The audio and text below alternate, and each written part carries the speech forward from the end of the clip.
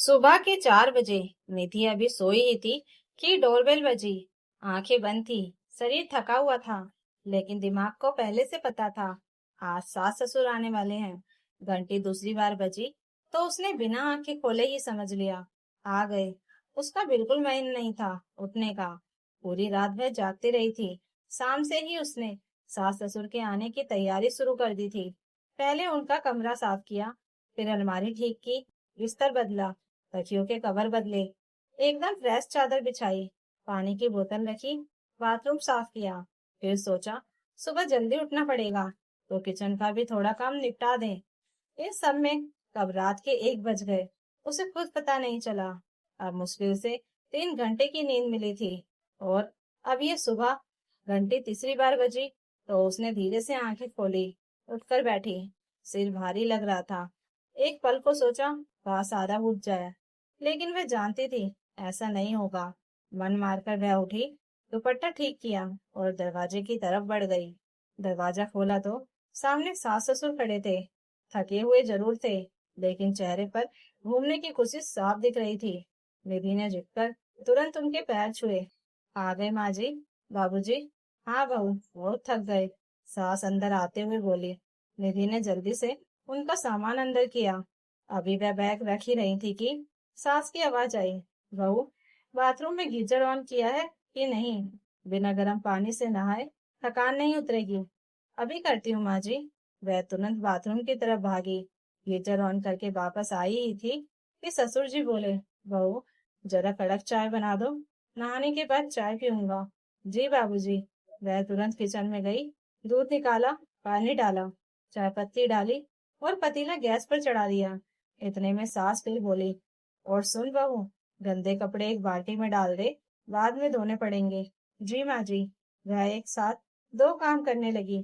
चाय भी देख रही थी और कपड़े भी समेट रही थी। कुछ देर बाद चाय तैयार हो गई। सास ससुर नहा कर आए, चाय पी और फिर अपने कमरे में जाकर सो गए। निधि ने घड़ी देखी, 6:30 बज रहे थे। थोड़ी ही देर में आरव को भी उठाना होगा, उसे ऑफिस जाना है। उसके लिए नाश्ता और टिफिन भी बनाना होगा। वह चुपचाप किचन में चली गई और नाश्ता बनाने लगी। इतने में आरव की आवाज आई, निधि चाय बनी क्या? अभी लाई। वह तुरंत चाय लेकर गई। आरव अभी अभी उठे थे। उन्हें यह अंदाजा भी नहीं था कि निधि कब से जाग रही है। वह चाय देकर फिर किचन में भागी और टिफिन पैक करने लगी। नाश्ता टेबल पर लगा दिया है, जल्दी खा लो, उसने आवाज लगाई। आरव तैयार होकर आए, आराम से नाश्ता किया और ऑफिस के लिए निकल गए। निधि उन्हें अब दरवाजे तक छोड़ने भी नहीं जा पाई। उसके हाथ अभी भी काम में लगे थे। जब उसने घड़ी देखी, 8 बज चुके थे। तभी उसकी नजर नन्ही परी पर पड़ी। वह अभी भी सो रही थी। चलो अच्छा है, उसने सोचा। वह तुरंत फिर से किचन में लग गई। सोचा दोपहर के खाने का भी थोड़ा इंतजाम अभी कर ले, क्योंकि परी उठेगी तो उसे काम नहीं करने देगी। जल्दी जल्दी उसने सब्जी बना ली, दाल चढ़ा दी, आटा गूंद लिया। काम खत्म करके जब परी के पास गई तो देखा वह अभी भी गहरी नींद में है। सास ससुर भी सो रहे थे। पहली बार सुबह से उसे थोड़ा समय मिला। वह धीरे से बैठ गई। बस 2 मिनट, उसने सोचा। लेकिन जैसे ही बैठी, उसकी आंखें खुद ब खुद बंद होने लगी। वह वहीं टिककर थोड़ी देर सुस्ताने लगी। शाम का समय हुआ। दरवाजे पर आवाज आई। सास ने कहा, देखो बहू, कविता आई होगी। निधि ने जाकर दरवाजा खोला। कविता अंदर आई। बच्चों के साथ घर में रौनक बढ़ गई। सब बैठकर बातें करने लगे। कहाँ गए? क्या देखा? कितना मजा आया? सास बड़े उत्साह से सब बता रही थी। फिर उन्होंने अपना बैग खोला। एक एक करके सामान निकालने लगी। यह प्रसाद, यह साड़ी, यह कपड़ा, यह बच्चों के लिए, कविता के लिए साड़ी, उसके पति के लिए कपड़े, बच्चों के लिए ढेर सारी चीजें। फिर उन्होंने एक छोटा सा डिब्बा निधि की तरफ बढ़ाया। यह ले बहू, चूड़ी है। और परी के लिए कपड़ा दिया। पैसे कम पड़ गए थे, इसलिए तुम्हारे लिए बस यही ले सकी, उन्होंने कहा।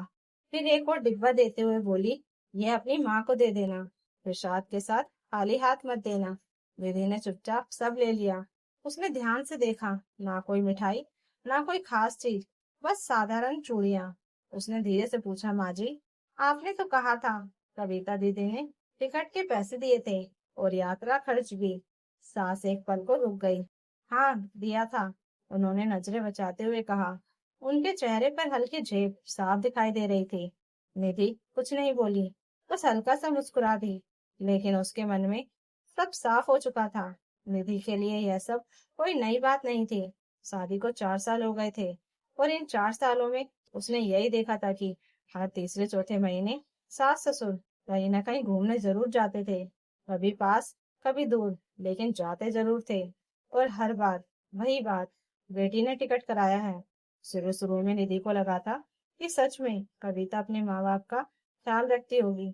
उसे अच्छा भी लगता था। लेकिन धीरे धीरे उसे सच पता चला। एक दिन यूं ही बातों बातों में आरव ने बता दिया था कि टिकट के पैसे तो वह खुद ही ट्रांसफर करते हैं जिया जी के अकाउंट में, और यात्रा खर्च भी अलग से देते हैं। उस दिन निधि को बहुत अजीब लगा था।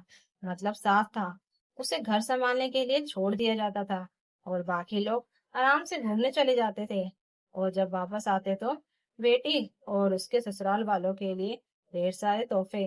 निधि के लिए बस औपचारिकता। उसने कभी कुछ कहा नहीं। एक दिन निधि ने हिम्मत की। अगले महीने हमारी शादी को 4 साल पूरे हो जाएंगे, उसने धीरे से कहा। आरव मोबाइल देख रहे थे। उन्होंने सिर उठाकर पूछा, तो सोच रही थी कहीं घूमने चले। आरब थोड़ी देर चुप रहे, फिर बोले, परी अभी छोटी है, ज्यादा दूर नहीं जाएंगे। ठीक है, निधि ने तुरंत कहा। उसे ज्यादा की उम्मीद भी नहीं थी।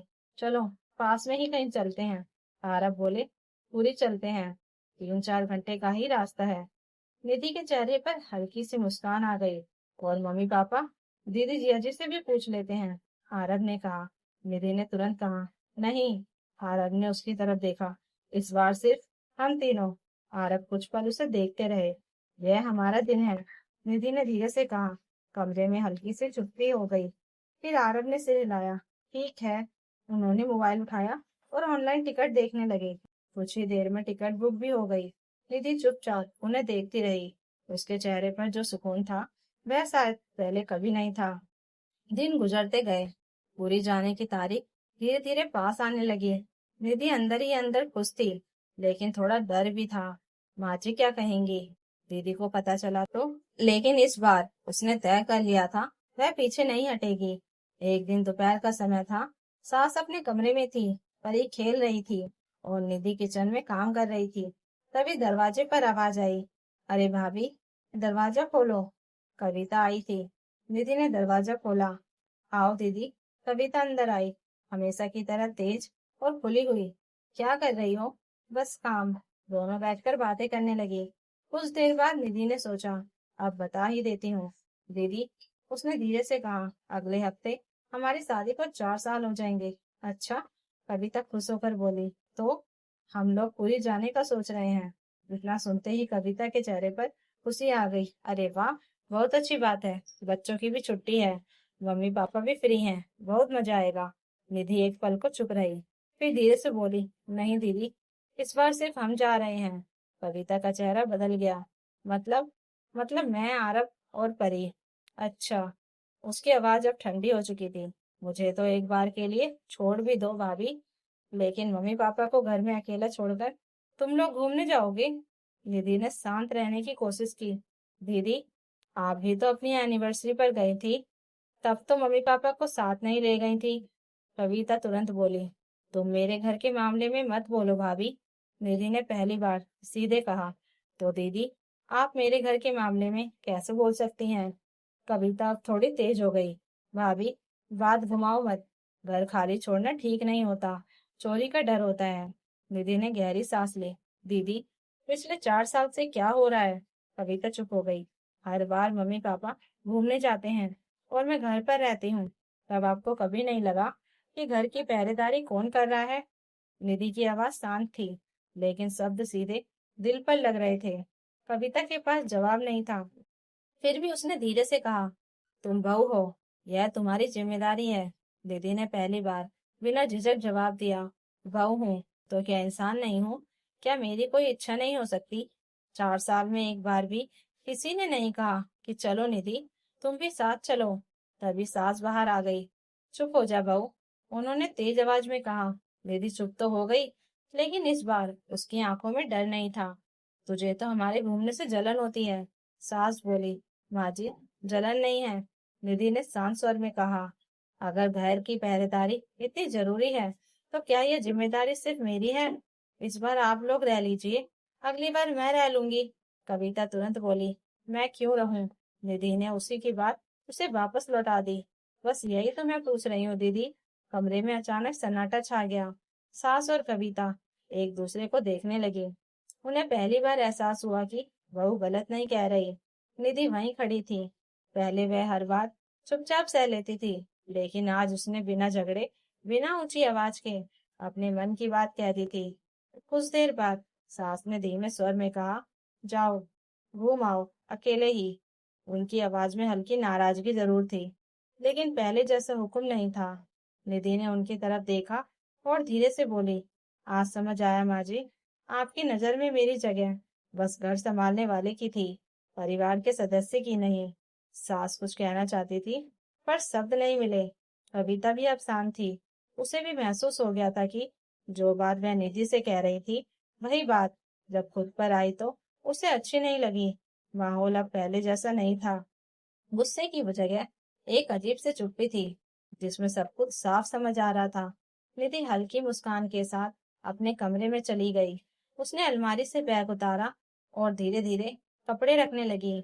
मुन्नी के छोटे छोटे कपड़े अलग रखे, फिर अपने और आरब के कपड़े पैक किए।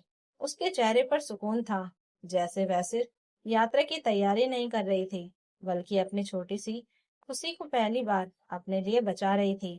थोड़ी देर बाद आरब कमरे में आए। सब ठीक है? उन्होंने पूछा। निधि मुस्कुराई। हाँ, अब सब ठीक है। इस ठीक में बहुत कुछ छिपा था। अगले कुछ दिन तैयारी में निकल गए। घर में इस बारे में ज्यादा बातें नहीं हुई, लेकिन सबके व्यवहार में बदलाव साफ दिख रहा था। सास अब पहले जैसी टोका टाकी नहीं कर रही थी, और कविता ने भी उस दिन के बाद इस बात को दोबारा नहीं छेड़ा। निधि चुपचाप अपना काम करती रही, लेकिन इस बार उसके मन में एक अलग ही सुकून था। उसे महसूस हो रहा था कि वह सिर्फ पूरी घूमने नहीं जा रही, बल्कि अपने हक और अपनी जगह की शुरुआत कर चुकी है। तो दोस्तों, अगर आपको ये कहानी अच्छी लगी हो तो कमेंट करके जरूर बताइएगा, और नई कहानियों के लिए चैनल को सब्सक्राइब जरूर कर लीजिएगा। Thank you for watching.